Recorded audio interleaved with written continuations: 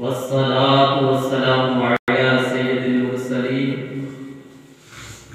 व अला आलिहि व सहाबिहि अजमईन अम्मा बाद फ़अऊज़ु बिल्लाहि मिनश शैतानिर रजीम बिस्मिल्लाहिर रहमानिर रहीम या अय्युहल्लज़ीना आमनुत्तक़ुल्लाहा व कूनू मअस सादिक़ीन सदक़ल्लाहु मौलाना अज़ीम व सदक़ रसूलुहुन नबियुल करीम व नहनु अला ज़ालिका मिनश शाहिदीन वश्शाकिरीन वल्हम्दुलिल्लाहि रब्बिल आलमीन।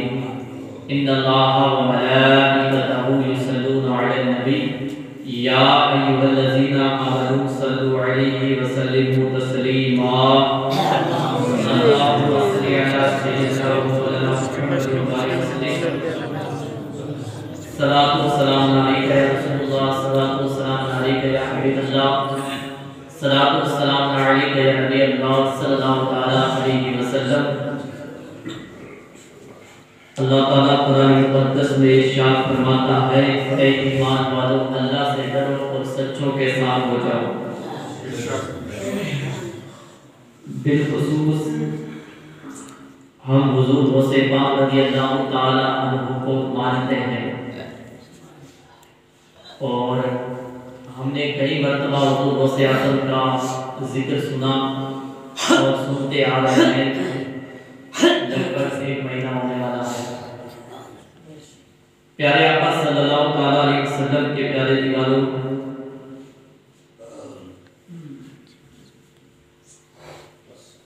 एक सवाल पैदा होता है कि पीर क्या काम आते हैं। हम पीर बनाते हैं, अब पीर काम क्या आता है ये मुलाज़ा फरमाए। पीर क्या काम आता है और पीरों की भी पहचान बताई है अलग-अलग, सैयदों की भी पहचान बताई है अलग-अलग और सैयदों का मर्तबा भी बताया है। आला हज़रत अज़ीमुल बरकत इश्क़ व मोहब्बत इमाम अहमद रज़ा खां फ़ाज़िल बरेलवी अली रहमा की वो मुक़द्दस ज़ात है ताकि हम सुनियों पर उनका इतना बड़ा एहसान है कि आला हज़रत अगर कलम ना उठाते तो आज दुनिया ना पीर को मानते ना किसी दरबार पर जाती। ये एहसान आला हज़रत का है कि आज हम पीरों को भी मान रहे हैं और दरगाहों पर भी जाते हैं। लेकिन कुछ लोग ऐसे भी हैं जो दरगाहों पर बैठकर पैसे लूटने वाले और अगरबत्ती लूटने वाले वही लोग आज आला हज़रत के खिलाफ बोलते हुए नजर आते हैं। और कुछ लोग वो हैं जो ये कहते हैं कि हम आला हज़रत को मानते हैं, लेकिन अगर उनको देखा जाए तो वो आला हज़रत के तरीके के खिलाफ चलते हैं। प्यारे आका सल्लल्लाहु अलैहि वसल्लम की प्यारे दीवारों, आला हज़रत का ज़माना वो ज़माना था, वो दौर था कि जिस वक्त आला हज़रत दुनिया में तशरीफ लाए उस वक्त ज़्यादातर गाड़ियां नहीं थी। लोग कभी तांगे पर जाते थे, कभी घोड़े पर सवार होते, कभी पालकी बनाकर ले जाते। पालकी यानी जिस तरह चारपाई होती मांझा किसी तरह पालकी हुआ करती थी। तो बड़े बड़े जो हमारे पीर हज़रात थे, बुजुर्ग थे, तो उनका जब सफर होता तो उनके मुरीद पाले के अंदर बिठा कर ले जाते थे। प्यारे आका सल्लल्लाहु अलैहि वसल्लम के प्यारे दीवारों, एक मर्तबा आला हज़रत को कहीं जाना हुआ तो चंद लोग एक पहाड़ी में आला हज़रत को लेकर रवाना हुए। अभी कहीं दूर सफर किया ही था कि आला हज़रत ने कहा कि पालड़ी को रखा जाए। क्या कहा? यानी रुको और पालड़ी को रखा जाए। जो 4 लोग थे जो पालड़ी को उठा रखी थी, आला हज़रत ने कहा कि जो ये मेरी पालड़ी उठा रखी है इनमें सैयद कौन है? क्या कहा? इनमें सैयद कौन है? इनमें सैयद कौन है? बार बार कहा तो आखिर जो एक पालड़ी उठा रखी थी, 4 आदमी थे, उनमें एक सैयद ज़्यादा भी था। उसने कहा हुजूर सैयद मैं हूँ। क्या कहा? का सैयद मैं हूँ।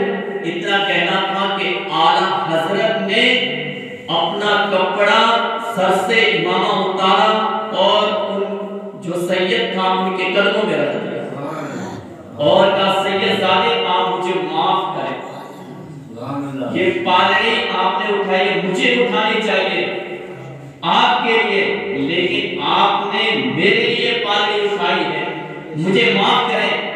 उस सैयदजादे ने कहा हुजूर मैं एक मजदूर हूँ, मैं गरीब हूँ, मजदूरी करता हूँ। तो प्यारे आका सल्लल्लाहु अलैहि वसल्लम के प्यारे दीवानों, आला हज़रत ने उस सैयदजादे को उस पालड़ी के अंदर बिठाया और जहां से आला हज़रत रवाना हुए थे वहां जाकर उस सैयदजादे को छोड़ा। सैयदजादे को छोड़ा। प्यारे आका इस्लाम के प्यारे दीवानों, वो सैयदजादा एक मजदूर था। क्या था? एक मजदूर था, यानी एक नौकरी करने वाला था।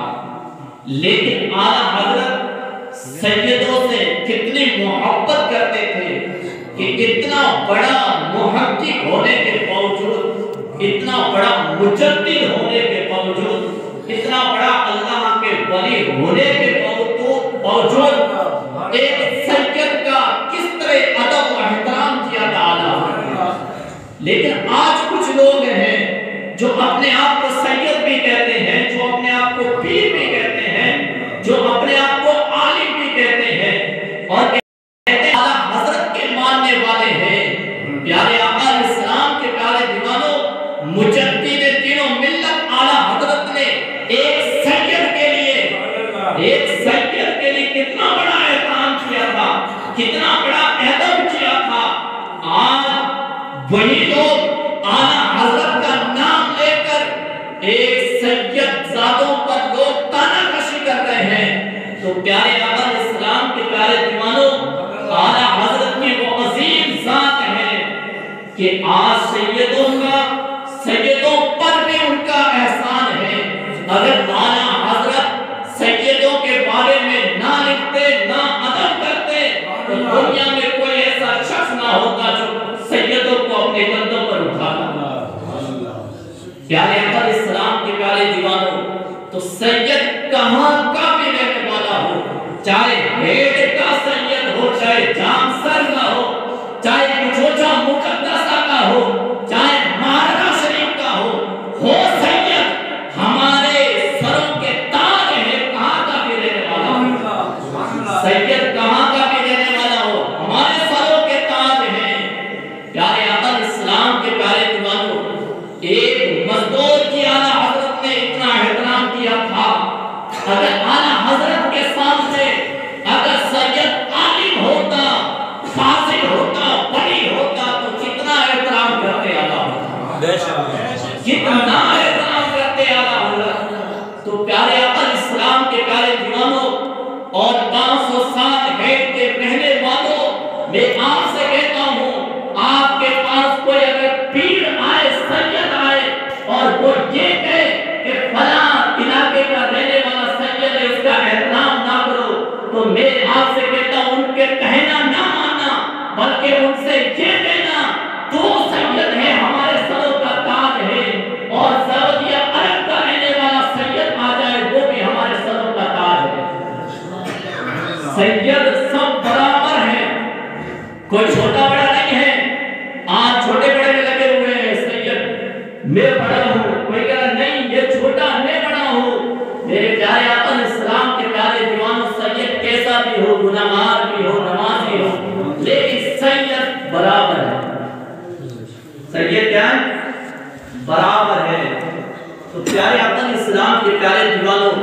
पीर क्या काम आते हैं?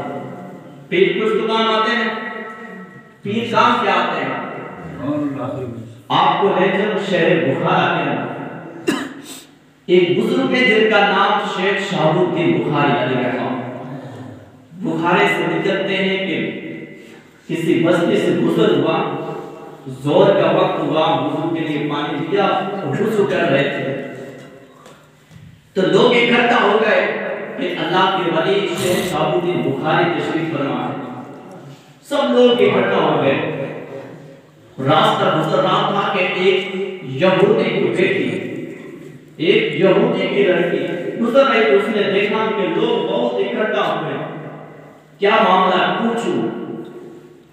पूछा मजमे से, कहो तो आप क्यों इकट्ठा हो रहे हो, क्यों घेरा बना रखा? तो मुसलमानों ने कहा कि हमारा पीर आया हुआ है। क्या कहा? हमारा पीर आया हुआ है।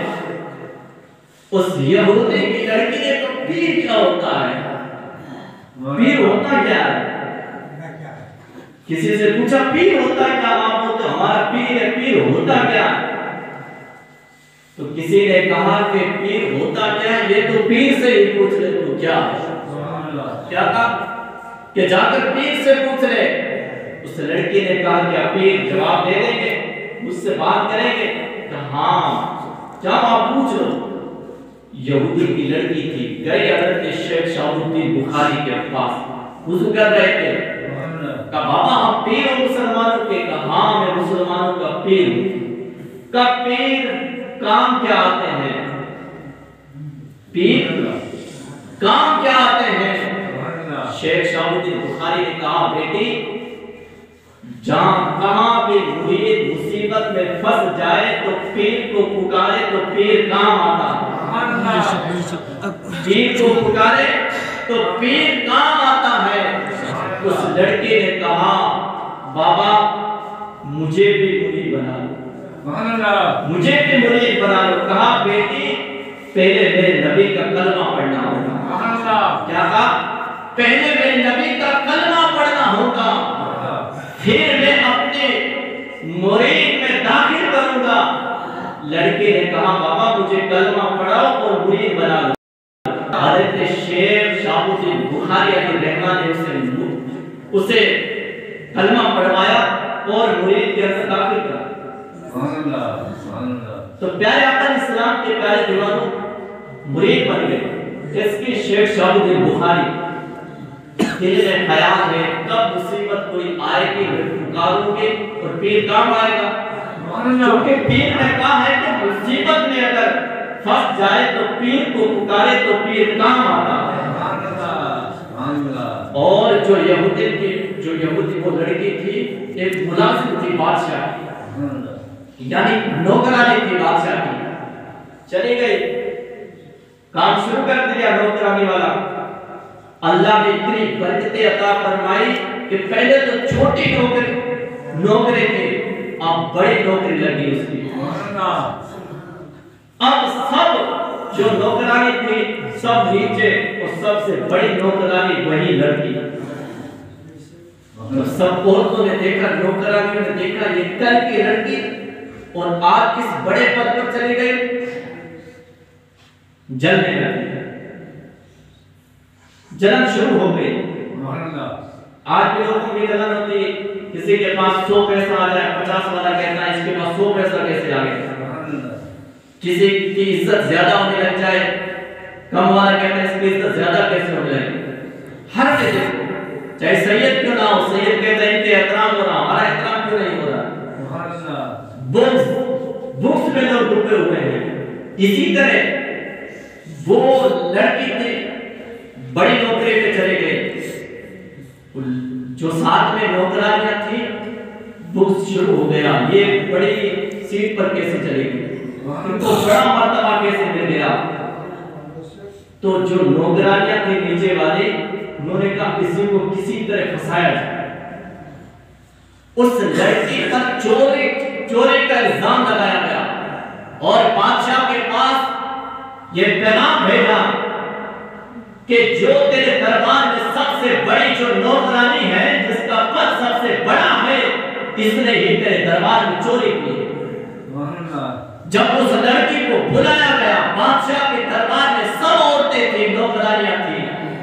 बादशाह ने कहा, ए लड़की, गवाह पेश कर, क्या तूने चोरी की है? उस लड़के ने कहा, मेरे पास गवाह कुछ नहीं है, मैंने चोरी नहीं की है। बादशाह ने कहा, गवाह पेश कर। जो साथ वाली औरतें थी उन्होंने कहा, बादशाह सलामत, यही चोर है, इसने ही चोरी की है। अब उनके पास गवाह ना था। आखिरकार बादशाह ने कहा, 8 दिन के बाद तुझे फांसी का हुक्म है। 8 दिन के बाद 8 दिन इसको बंद किया जाए, उसके बाद इसको फांसी का हुक्म है। और फांसी का हुक्म कैसे था कि महल के ऊपर ले जाते, धक्का मारते, नीचे आ जाता और बंदा मर जाता। यह फैसला हो चुका बादशाह का। और जब ये फैसला सुना तो उस लड़की ने पुकारा, ए बुखारे वाले पीर, आजा, मैं फंस चुकी हूँ, मदद के लिए आजा। लेकिन हजरत शेख शहाबुद्दीन बुखारी नहीं आए। आखिर उस लड़की को बंद कर दिया गया। 8 दिन गुजर गए। 8 दिन जैसे ही गुजरे, बादशाह ने कहा उसको वापस बुलाया जाए। उस लड़की को वापस दरबार में बुलाया गया। फिर बादशाह ने हुक्म दिया, इसको ले जाओ, ऊपर से नीचे फेंक दो, महल से ऊपर से नीचे फेंक दो। हाथ बांधे हुए हैं। उस लड़की को लेकर जा रहे थे सिपाही। आके जब ऊपर ले गए, सिपाहियों ने कहा, आखिरी तमन्ना हो तो बता दो। उस लड़की ने कहा, मेरे दोनों हाथ खोल दो। क्या कहा? मेरे दोनों हाथ खोल दो। और जब लड़की मकान के ऊपर चढ़ रही थी, महल के ऊपर, तो बार-बार नजरें बुखारा की तरफ देख रही थी। सिपाहियों ने कहा, लड़की क्यों देखती है बार-बार पीछे? आज 8 दिन हो गए, तुम्हारे रिश्तेदार नहीं आए, ना तुम्हारे भाई आए, ना तुम्हारे घर वाले आए, अब किसका इंतजार है? क्यों देख रही है बार-बार? उस लड़की ने कहा, बुखारे वाले का इंतजार है, बुखारे वाले का इंतजार है, घर वालों का इंतजार नहीं है। उन्होंने कहा, आखिरी तमन्ना का, मेरे दोनों हाथ खोल दो। जैसे ही दोनों हाथ खोले, नजरें बुखारा की तरफ किया, आंखों में आंसू गवाते, हुक्म होता है सिपाही को उठाओ और फेंक दो। जैसे ही सिपाहियों ने उस लड़की को उठाया और फेंका, चीख निकले। और चीख कहां पहुंची? बुखारा में। हजरत शेख शहाबुद्दीन बुखारा में थे।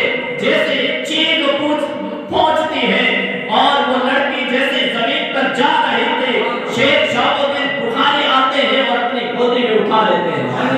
सुभान अल्लाह, अपनी गोदी में उठा लेते हैं। तो पीर काम आते मुसीबत के वक्त, मुसीबत के वक्त लड़की को कितनी बड़ी मुसीबत थी, लेकिन अपने पीर को याद किया, पुकारा, तो शेख शहाबुद्दीन बुखारा से चले उस लड़की के पास पहुंच गए।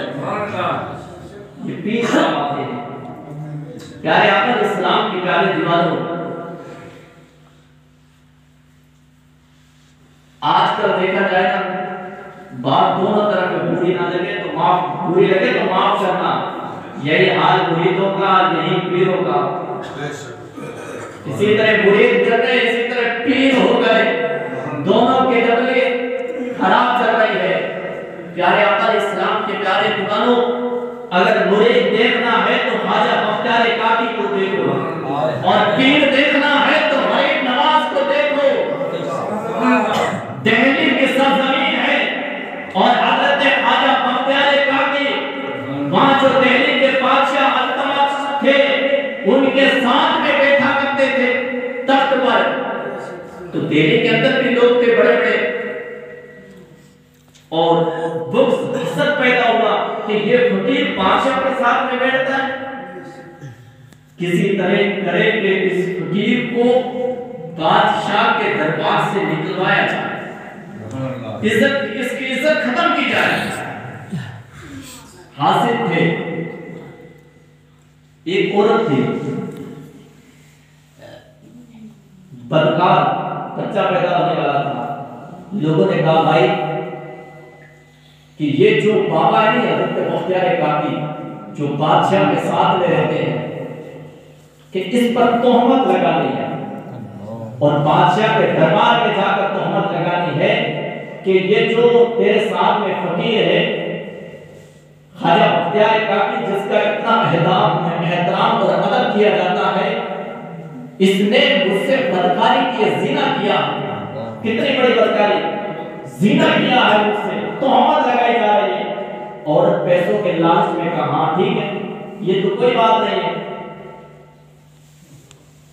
हजरत ख्वाजा बख्तियार काकी और वक्त के बादशाह दिल्ली के साथ में घूम रहे थे, आए थे तो घूम रहे थे, औरत आई बादशाह के पास आई, रोने लगे।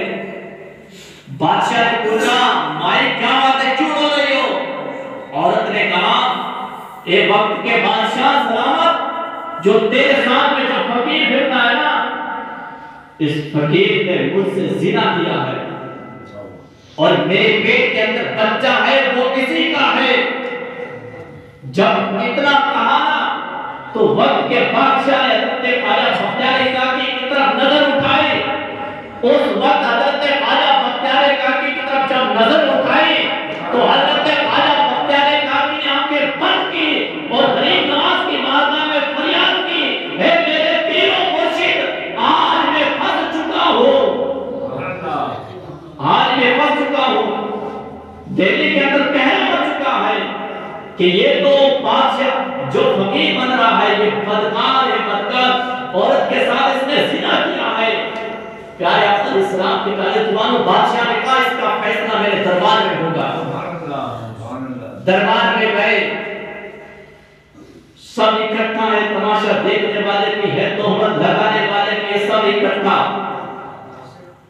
और हजरत ख्वाजा बख्तियार काकी की इज्जत को नीलाम किया जा रहा है और बार बार लोग बोल रहे बादशाह आप वक्त के बादशाह हैं और आपने इसको बहुत बड़ी इज्जत दी, हमारा फैसला करें। बादशाह बार बार कह रहा था हाँ फैसला होने वाला है। हजरत ख्वाजा बख्तियार काकी ने निगाहें उठाई अजमेर की तरफ, गरीब नवाज को पुकारा। मेरे गरीब नवाज अजमेर से चलते दिल्ली में पहुंच जाते हैं और जैसे ही पहुंचते हैं दरबार लगा हुआ है, हजरत ख्वाजा बख्तियार काकी भी खड़े हैं, बादशाह भी खड़े हैं, दुनिया सब खड़ी थी तमाशा देखने वाले। जैसे मेरे ख्वाजा पहुंचते हैं, सलाम करते हैं, सलाम करने के बाद उस बादशाह से कहते हैं बादशाह सलामत, अगर इस औरत के पेट के अंदर बच्चा है वो अगर बता दे तो बात मानोगे या ना मानोगे? और अल्लाह के वलियों में जलाल भी होता है, जमाल भी होता है, और गरीब नवाज ने जमाल वाली निगाहें डाली और अपनी अंगुली का इशारा उस औरत की पेट की तरफ कहा, बच्चे बता तू किसका है? तो पेट के अंदर जो बच्चा था पुकार उठा, ए दुनिया वालों, ख्वाजा बख्तियार काकी पर तोहमत ना लगाओ, मैं फना बनते का हूं। क्या बात? फना बनते का हूं। ये औरत पैसों के लालच में आकर तेरे मुरीद पर तोहमत लगा रही है, तोहमत लगा रही है। तो मुरीद भी ख्वाजा बख्तियार काकी जैसा हो और बेगरीब नवाज जैसा हो तो फिर दुनिया में इख्तिलाफ पैदा नहीं होगा, फिर दुनिया में तानाशाही नहीं पैदा होगी। तो मेरे प्यारे आका इस्लाम के प्यारे दीवानों, सच्चे मुरीद बनो और एक पीर का दामन थाम लो तो छोड़ो ना, कल मैदान महशर के अंदर काम आएगा।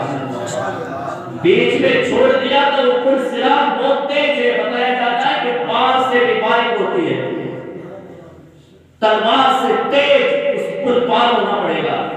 अगर दामन सही मानों में हमने पकड़ा वो पुल पार हो जाएंगे, नहीं पकड़ा कभी इधर के हो गए कभी इधर के हो गए, फिर ठोकरे खाते खाते उसे नदी के अंदर गिरना होगा। इसलिए दुनिया के हवाओं में ना आए, बल्कि सैयदों का अदब एहतराम करें, चाहे कहां का भी रहने वाला हो। प्यारे आका इस्लाम के प्यारे दीवानों, कल 32 हेड खाजूवाला के अंदर बहुत बड़ा प्रोग्राम हो रहा है, बहुत बड़ी कॉन्फ्रेंस हो रही है। 32 हेड खाजूवाला के अंदर कल जोहर के बाद हिंदुस्तान के वो माया शख्सियत, सिर्फ गांव का नहीं, सिर्फ 507 और बिगड़ का नहीं, पूरे ऑल इंडिया मशाइख, पूरे हिंद के सूफी जो पूरी खानकाएं हैं हिंदुस्तान की, पूरी खानकाएं हिंदुस्तान की जितनी भी खानकाएं यानी दरगाहें हैं, उनका अध्यक्ष पूरे हिंदुस्तान के सूफी कॉन्फ्रेंस, जिनकी गुफ्तगू वक्त के प्रधानमंत्री से भी होती है, जिनकी बातें वक्त हिंदुस्तान के प्रधानमंत्री के साथ होती है, और जो बेटा कहां भी हो फोन करते प्रधानमंत्री को तो प्रधानमंत्री भी उनकी बात कहने के लिए तैयार हो जाता है।